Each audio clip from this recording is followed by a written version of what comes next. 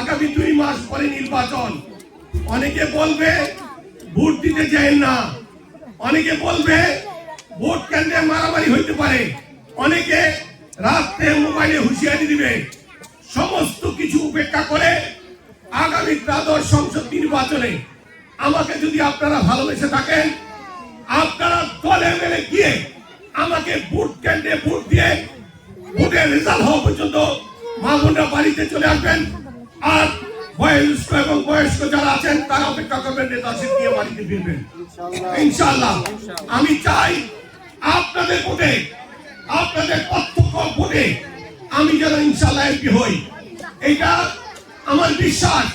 আপনারা আমাকে এবার সুযোগ দিবেন এবং আমার বিশ্বাস এই নির্বাচনী এলাকার মানুষ আমি যেখানে যাচ্ছি সেখানে স্বতঃস্ফূর্তভাবে আমাকে আহ্বান জানাচ্ছে। ইনশাআল্লাহ আপনাকে আমরা এবার ভোট দিব ইনশাআল্লাহ।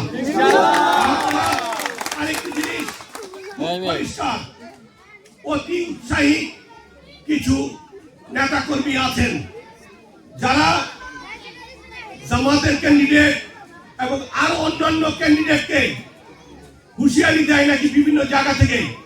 তারা যদি আমার ক্যান্ডিডেট হয়ে থাকেন তাদেরকে উদ্দেশ্য করে হুঁশিয়ারি দিয়ে দিচ্ছি, সাবধান। আমার কোন কর্মী বাহিনী কোন ক্যান্ডিডেটকে যদি হুঁশিয়ারি দেয় তার নিজ দায়িত্বে শফিকুর রহমান কিরণের মান সম্মান তার মানসিকতা বিবেচনা করে আপনারা বক্তব্য রাখবেন। যদি বক্তব্য উল্টা পাল্টা দিতে থাকেন, সমাজ বিরোধী আগের সরকারের লোকদের মতো বক্তব্য দিতে পারতেন, তাহলে তাদেরকে আমার রাজনৈতিক অঙ্গ সংগঠনের কেউ যদি হয়ে থাকেন আমি সুপারিশ করব তাদেরকে রাজনৈতিক পজিশন থেকে অব্যাহতি দিয়ে দেওয়া। তাদের কোন সুযোগ নাই কিরণের স্টেজ থেকে কোন রাজনৈতিক প্রতিপক্ষকে হুঙ্কার দেওয়া।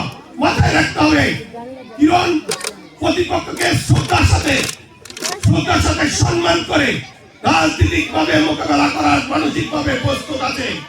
আপনাদের সেই মানসিকতা রাখতে হবে যদি আপনারা আমার কর্মী হয়ে থাকেন। যদি এরকম করেন সামনে কোনো বক্তব্য দেওয়া থেকে বিরত থাকার নির্দেশ দিচ্ছি। ভবিষ্যতে এমন কোন ক্যান্ডিডেট এইসব অগুছালো বক্তব্য থেকে বিরত থাকবেন।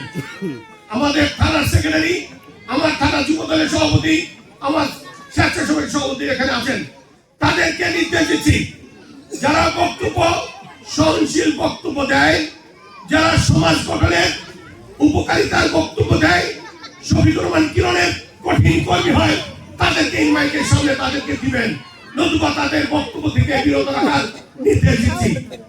আর আমি জানি